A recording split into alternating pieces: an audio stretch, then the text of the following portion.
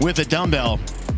The great Prefontaine said, the best pace is a suicide pace, and today looks like a good day to die. There are no pacing in this one, and we need to balance technique with intensity, because as we saw on the women's side, one slip up, you're out. Same story that we had for the women. We will have two heats running separately. Heat number 1, Colton Mertens will be in lane 15. He's not going to like one part of this event. He'll probably like the other, but he's the guy right now who sits in 30th place overall. The cuts are looming tonight. The top 30 move on to Sunday. We still have one event tonight. We don't even know what it is. So if you are sitting there on the cut line, Mertens knows. That's that smile. That's a smile. Someone's like, listen, I get it, guys. It's a high wall ball target. Yep. I know where I stand. I'm this tall to ride this ride, but I still made the cut, and I'm not dead yet. Yeah, it'll be interesting to see if he can seize the opportunity with the accuracy, which is going to be much more difficult with him having to likely jump every repetition. Round 1 for Heat 1 is underway. 20 wall balls, and then the 6 dumbbell squat snatches at 100 pounds. Boy, Guy squatted right away to get under his ball, and he was letting it rip. As you said, Adrian, that big jump he's going to need to do to get there.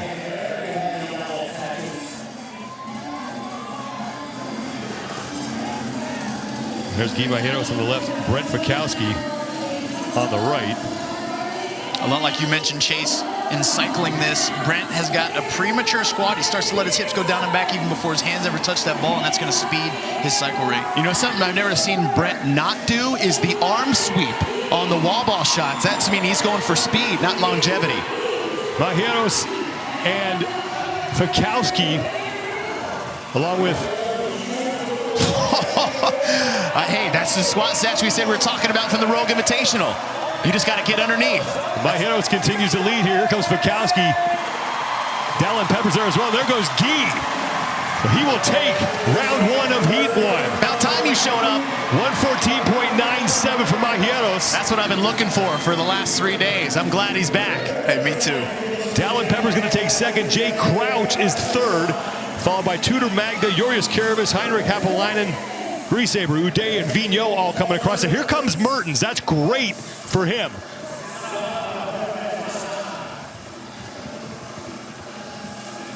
Mertens is going to take 10th in that round. Mertens needs to stay away from is Baden Brown, Uday, Moritz Feibig, Riquelme. There's Enrico Zanoni, who looks like he's going to get capped in this round. Now, he will continue, but he'll get relegated into a separate group as Baden Brown comes through. Guy Majeros just ripped through that round, 114.97 seconds. Yeah, we talked about this before the event started. You're either going to finish this event fired up or you're going to just finish disappointed. This isn't really one of those events that leaves you lying on your back gasping for air. It's like, did I step up or did I not? Guy did. Round 1 for Heat number 2. Ricky Garrard in lane 10. Roman Krennikov and Justin Medeiros continue to creep closer to him, and we talked to Justin Kotler before this event. Didn't seem like this was going to be a good one for Ricky. Yeah, damage control. Yeah, and for that, it's just Ricky's overhead position. He's got a great overhead squat, but it's a big difference between a heavy barbell and a single dumbbell. It is an extremely different movement. You think about anything unilateral where we're going one leg or one arm at a time versus dual. It's going to challenge the athlete's accuracy, mobility, dexterity, coordination, all those aspects such in a different way. That being said, the thing we've always loved about Ricky is his willingness to attack. Ricky Medeiros to the wall ball at the same time, along with Roman Krennikov. Jason Hopper is one of the first men to pick up the ball as well. He was on the lead in that initial sprint.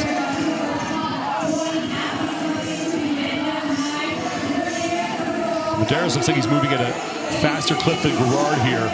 Krennikov and Medeiros are dead even.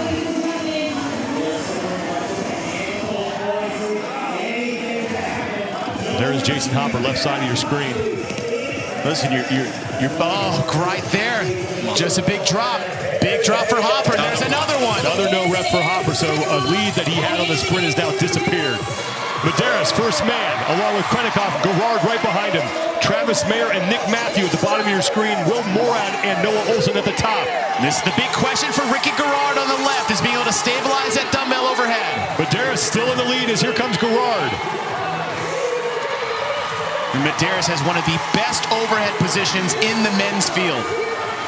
Medeiros, final dumbbell. He is through. There goes Judson Medeiros. Roman Krennikov is off before Gerard. Nick Matthew is across. Here comes Ricky. Bjorven Gudmundsson, fourth. Gerard's going to take fifth. Lazar Jukic is in sixth. And this is round one. Everything gets a little sketchy in round one. How can these athletes adapt on the fly for that second round? We saw some people make mistakes on the women's side, clean it up in round two, but where do they rear their head again is that third round. Right, now that they've warmed up a little bit, it almost looked to me that Ricky came out a touch conservative, even getting to his wall ball. I'm gonna make these count, my back is to the wall, but I'm gonna try to hold my position versus Medeiros is ready to take first place back.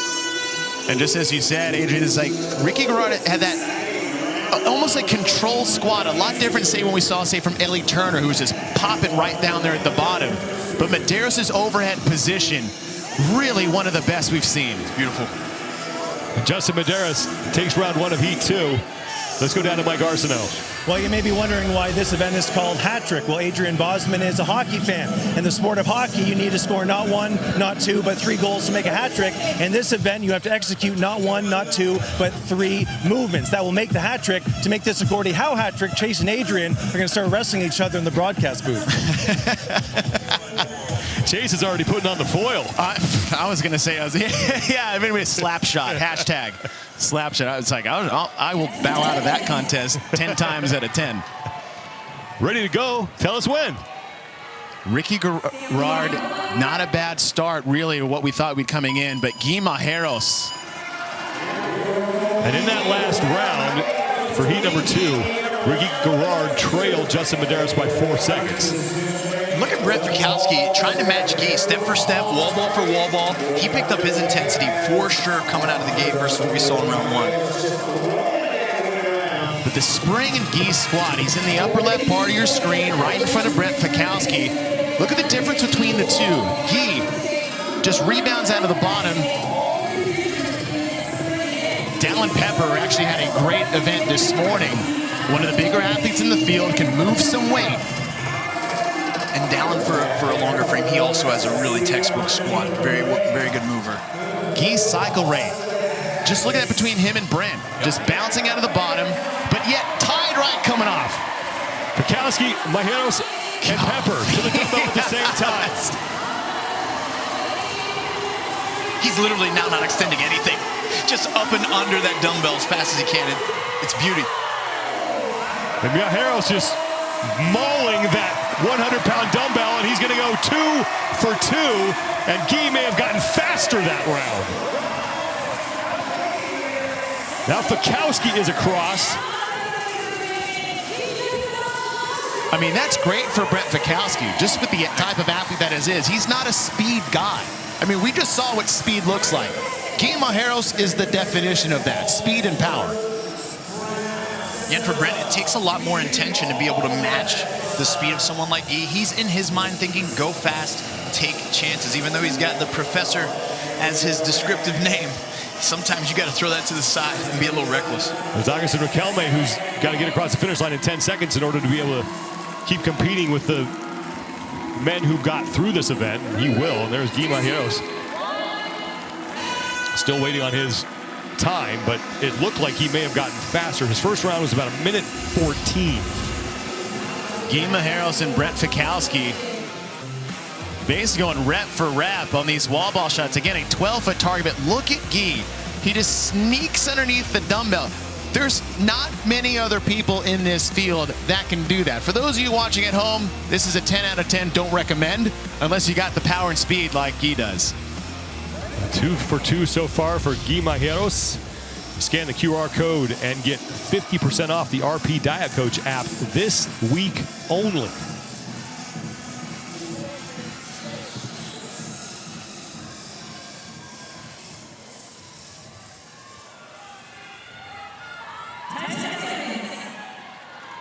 Round 2 for Heat 2 now. Justin Medeiros was your winner in round 1. Let's see if any of these guys change their strategy. I have a feeling Ricky's got to come out a little bit more aggressive on this one.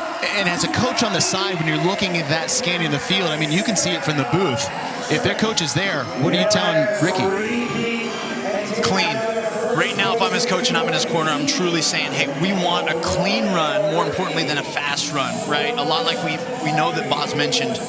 You can't win it on any one particular movement, but you can certainly lose it there. Justin Medeiros can grab a win in this event. If things stay the way they are, there's a very good chance he can finally peel that white jersey off of Ricky Garrard's back. And I think that's the choice that you have to make. Justin Medeiros is in a point where he's got to strike for now in regards to where points are and what we know is coming. So he's got to make some moves, and he's in a more of a desperation situation. Krennikov and Medeiros off at the same time. And they are in the lead. Here comes Vellner. Oh, Ricky was nearly last off the rig. I'm impressed with the way Roman moves under that dumbbell. He's a long body. Sam Plott was there with Pat Vellner as well. The battle for first in this round is between Roman Krennikov and Justin Medeiros, and Ricky Garrard is getting left in their wake. And there goes Justin Medeiros. And he will take round 2. Roman Krennikov comes in. Lazar Jukic and Nick Matthew beat him across. Pat Vellner is there, as well as Hopper, Quant Adler. Now everybody else coming across the finish line. Roman was rep for rep there with Justin. He got hit with a costly no rep towards the end. Ricky Garrard came in 10th place in the heat. Medeiros had a 4-second lead unofficially on Garrard after round 1. I think Ricky had to have 1 or 2 no reps on his wall ball shots. I didn't see him itself, but you don't come off the 20 wall ball shots 5 seconds behind someone without that happening. The lead is now unofficially 12 seconds between Medeiros and Ricky Garrard. The question is, who's in between those two? Because it sounds like a lot, but like we saw yesterday in the lunge to the finish line is that, yeah, Justin beat him by the length of the field, but no one was in between them. See Ricky Garrard off at last, but look at the race between Medeiros on the right and Krennikov on the left.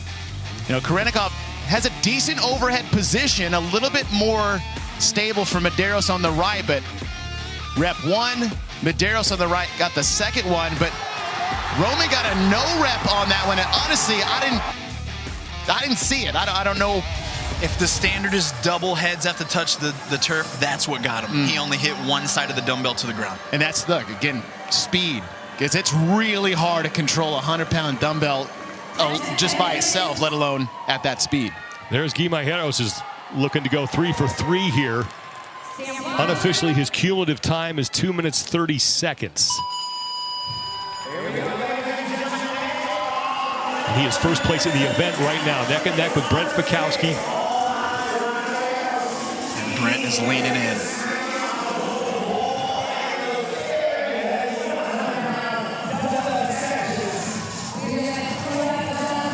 This is the round that got Tia. We even saw it from the women's perspective. This is where you've got to use those hips just a little extra to make sure you get into the meat and the center of that target and not cost yourself. And the fact that it's at 12 feet, if you have a little less in a shot at 10 feet, you're going to be fine. It's not really that costly. But if you have a little less, a little lapse in that extension and throw at a 12-foot marker, you're going to miss. Majeros just ahead of Fikowski here on these 20 wall balls, and he is done. Fikowski with 1 rep to go. Majeros to the dumbbell.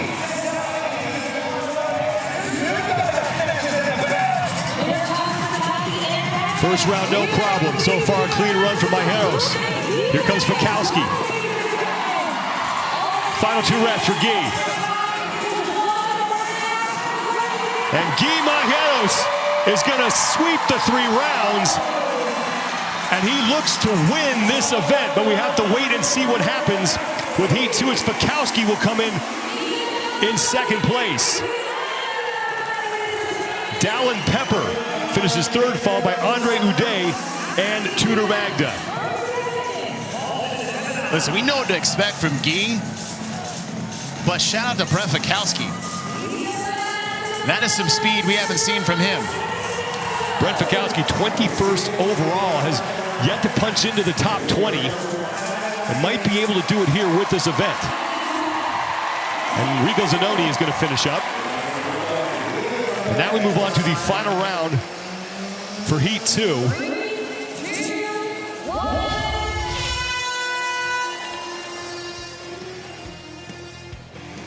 I'm quiet because there's nothing I can say to make that look any better. I just wanted you guys to enjoy that without me flapping my gums for 5 seconds. Watching him move in any accelerated movement is poetry in motion. It's something we've been waiting on since Wednesday, honestly. I mean, Guy was one of those that, for most everybody, top 10 at least, at most, podium contention after what we saw last year. So it's good to see that it's still there because, listen, today is a heck of a day. No gymnastics that we've seen so far. Right. Inside the North Park for the 9th event for the men. We are heading into the 3rd and final round. Justin Medeiros trying to retake the overall lead and peel the jersey that Ricky Garrard has worn for this entire competition off of Garrard's back. And he is close to doing it if this holds in this event. Medeiros with a 12-second lead on Garrard. And the question here for Ricky is, do you take a chance and try to stop the bleeding at risk of making it worse? This is why we play the game. You have to make those kind of executive choices, and it's going to affect the rest of the weekend, because if it's the result is in an error or a mistake that costs you a rep, that might be goodbye to your current first place standing in that white jersey. Medeiros leads Garrard right now. If Guy's top time holds, Guy will win the event. Here goes Roman Krenikov along with Medeiros. If Medeiros can finish second, he'd need to make up 25 points on Garrard. And Adrian, you're right. Roman's hitting one end of the dumbbell at the bottom. That's where he's getting a no rep. Medeiros and Krenikov fighting for the lead. Medeiros is through.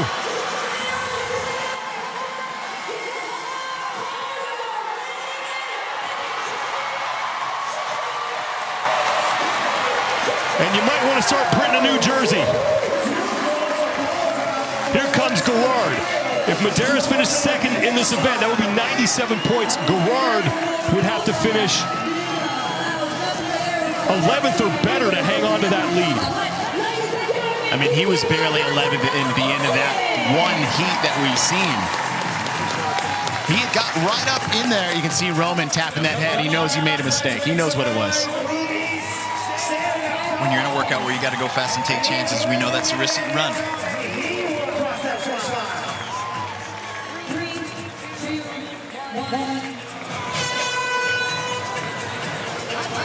Ricky Garrard has been your overall leader for this entire competition.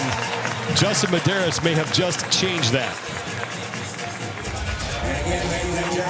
Unofficially, it looks like Guy Majeros is going to pick up the event win. And we saw this last year on display during the snatch event for max weight. But we've seen this play out before. The power and speed that Guy Majeros possesses is second to none in the CrossFit space. We know Guy is strong, and we know he loves high-pressure moments, and he's showing that.